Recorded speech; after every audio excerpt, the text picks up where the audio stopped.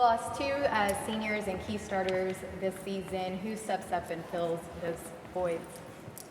I don't know, but we have a lot of, good prospects. We had a good recruiting year. We had a couple of terrific kids sitting out. We still have some quality kids coming back. I don't think you'd ever replace our senior class. They were really special kids. I think we benefited from Matt, leaving us with the kids that we were allowed to coach, so that really helped. But I think we have some experience coming back, and we need to be better because our schedule is pretty challenging, and I think that's exciting. You mentioned the kids that were sitting out. A bunch of your players have talked about the impact the transfers can have for you guys, in particular Shemi. What do you see from him? What can he be for this organization, for this program? I think he can play. He's a great kid. He wants to get better. I'd be surprised if Jordan and Shimi, don't have an immediate impact on our team. They're going to have to, because we lost Cannon and, we lost Shanique and those kids. I don't think you could measure their value. So we're going to need some people like Shimi and Jordan to step up. But they've both been well coached, and they both have had time to adjust and be around here. And I think we're going to be pretty pleased, when they do have the opportunity to play. What do you think Nick can take away from this experience? Well, I think, I've been texting him back and forth, but all the things that I say, he heard from Coach Self. And I think that was a good thing. He reminded me of that in numerous text messages, that he got the same message. So now he doesn't think I'm the only devil out there. And then playing it, in such a high-level competition, has to help. I believe, we have 6 more kids going away, after summer school, and that's always a great experience, playing against high-level competition. But the things that Bill values, I hope we would value here, and I think Nick saw that. When you see Emmanuel having success in Summer League already, he's playing pretty well. Do you have a similar type of pride as one of your former players is if you were watching somebody you coached as well there? Oh, I smile because all the people I told him to take first now are probably saying maybe that old guy does know something. I called everybody. How can you fault, the kids that went before him? They're all great, but I felt if he was here, we might have won a national championship, and I was convinced he'd have a chance to be the first pick in the draft. Now that he went 7, I don't think it really matters. I think he's in a great situation, and I'm just proud of him. I think of him as one of our own. When he decided to come here, he helped our program immediately, just by giving us credibility, and there was no doubt in my mind that he had a chance to be a star in the next level, and I'm hopeful that happens. All of the seniors off of last year's team have gotten opportunities in the summer league to compete and perform. What have you heard about how they've been doing over the summer? Well, Yannick, I think, was invited back to the Clippers. There's a chance that he might go to Europe. He's had a lot of opportunities. I think Ryan played on San Antonio. He didn't get to play a lot, but at least he got that experience, and I'm hopeful that he'll have an opportunity overseas. Nick Russell's got moved up to Division I, and in Germany. Sean's gotten a job. I think he's going to be a high school coach, which I'm thrilled. And Cannon's going to get numerous opportunities overseas. So that's kind of fun. Coach, with all the craziness going on in the NBA with free agency and DeAndre Jordan, are you kind of glad to be removed from the NBA right now? No, I mean, that's the rule. You know, they got the sign at 12:01. You know, kids change their mind all the time. I feel bad for the Mavericks, but let's face it, the Clippers got him to the point where it's worth all that money. They had a lot invested in him.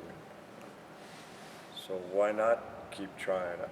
I would venture to guess everybody would have done the same thing. You know, I'm a Dallas fan now because I'm in town, and they got Matthews. Pachula is really underrated. They had a great draft, got a great coach, great owner. You know, you move on. But the league ought to think about changing the rule. You know, but I see college kids committing in football all the time and changing their mind. You know, now the NBA, half the kids that are playing are like college-age kids. So it's something that, you know, you got to be disappointed. But lo and behold, Darren Williams shows up. That's not bad. So Cuban said he thinks it's one of the stranger things he's seen happen in free agency. So would you disagree with him? No, I don't necessarily disagree, but I know a lot of these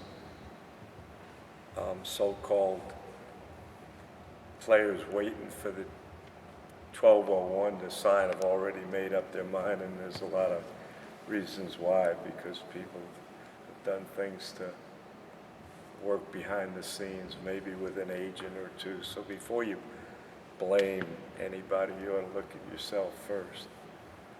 But the bottom line, the rule allows you that 8 or 9 day period to recruit players.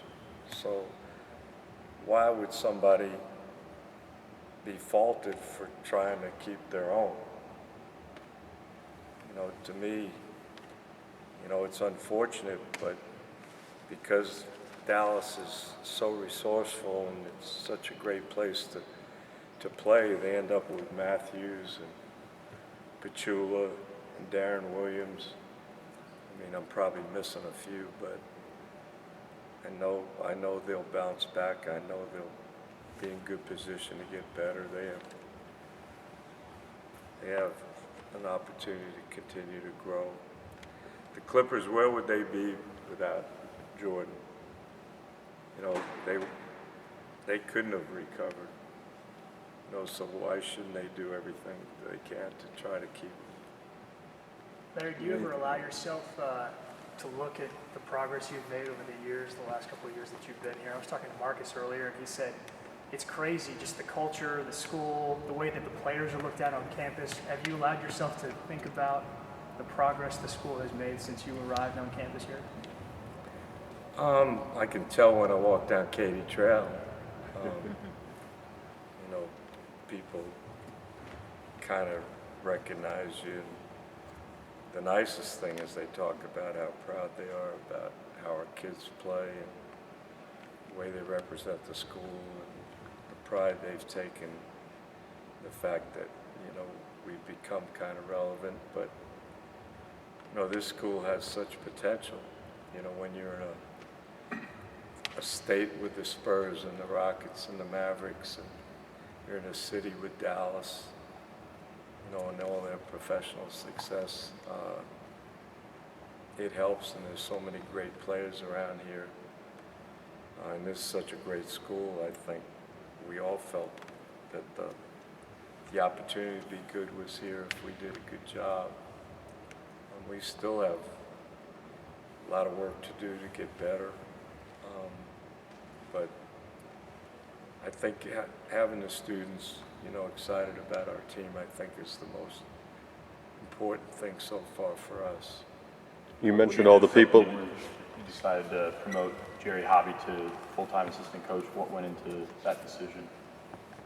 Well, I mean, it's always great to reward people in your program that have been loyal, done a great job. I'm sick about Uric because he was phenomenal. But by moving Jerry up, it gave us a chance to reward everybody else. Jay Duncan and Sean Stout both had opportunities to go to other places to coach, and they wanted to stay here, and we could kind of move people around in different positions. So, and when I got the job, Jerry was the only one that kind of kept everything going after Matt left. Jerry and Lil, our secretary, were the two people that allowed everybody to kind of hold the fort. And so it's nice when I always laugh about coaching waiting. I'm so blessed to have Tim, but everybody that coaches with you is in waiting if you do a good job. And the best thing you can do for your program is to be able to reward people that you're involved with. And that happened with Jerry and all the rest of them. You had a veteran. That's an ender. Larry, what does Marcus need to do to be able to have the season you think would be considered a success for him? Well, it's been a success so far, except in the classroom. And he's working real hard this summer, and I'm proud of him. But he's lost weight. He's becoming more of a leader. I just think Marcus just got to make it a commitment to be the best. And be mature enough to know you just don't do it by saying you're going to do it. You do it because you work harder than everybody else, and you utilize the gift that you have. And I think he's trying real hard to do that.